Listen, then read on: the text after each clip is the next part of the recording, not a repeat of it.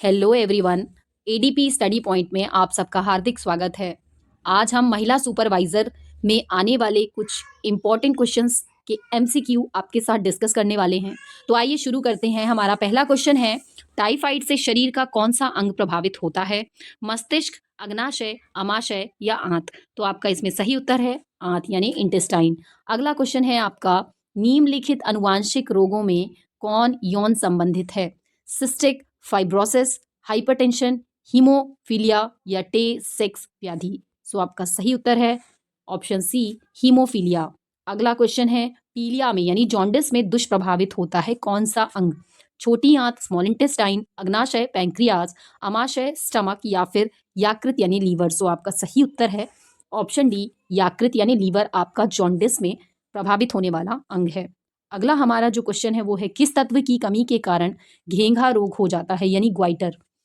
Phosphorus, nitrogen, calcium या iodine? सो आपका सही उत्तर है आयोडीन के कमी के कारण घेंघा रोग हो जाता है। अगला क्वेश्चन है हमारा, हैजा का क्या कारण है यानी कॉलेरा?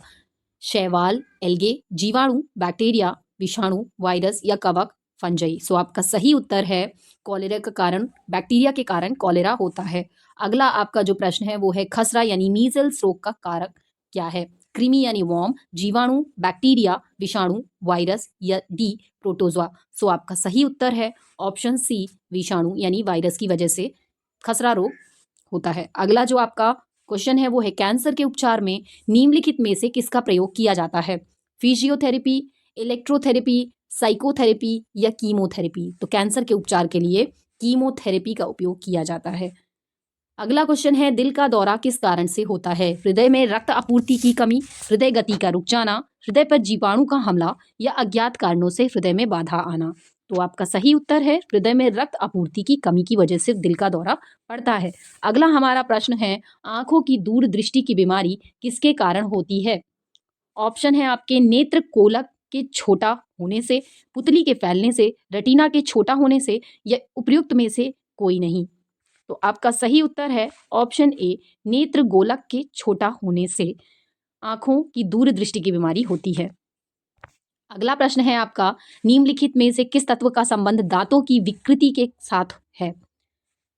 ऑप्शन है आपके, फ्लोरीन, ब्रोमीन, आयोडीन या क्लोरीन? सो आपका सही उत्तर है फ्लोरीन। अगला प्रश्न है आपका, निम्नलिखित में से विटामिन कौन सा है?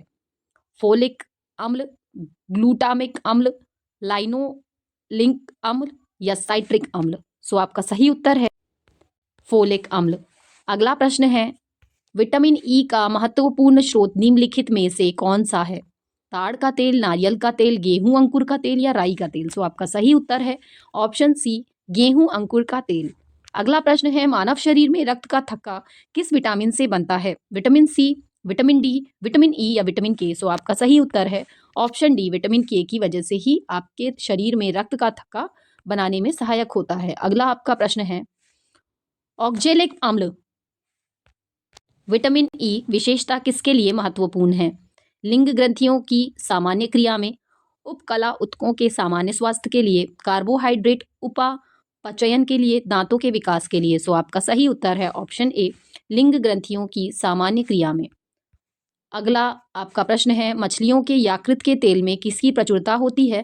Vitamin A, vitamin C, vitamin D या विटामिन ई? सो आपका सही उत्तर है विटामिन डी।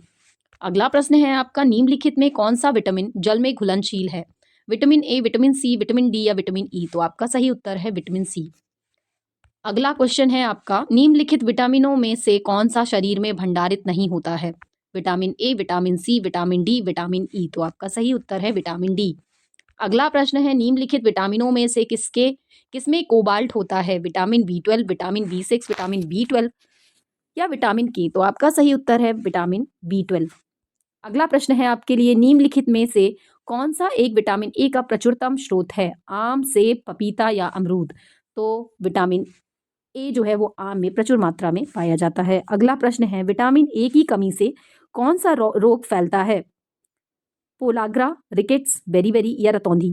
तो आपका सही उत्तर है नाइट ब्लाइंडनेस यानी रतौंधी विटामिन ई की कमी से होने वाला रोग है। अगला प्रश्न है आपके लिए, निम्नलिखित में से किससे प्रति ग्राम सर्वाधिक ऊर्जा प्राप्त होती है?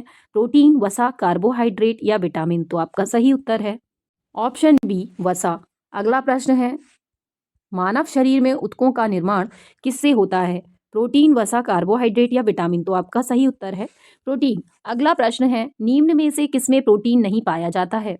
दाल, मांस, दूध या चावल? तो आपका सही उत्तर है चावल।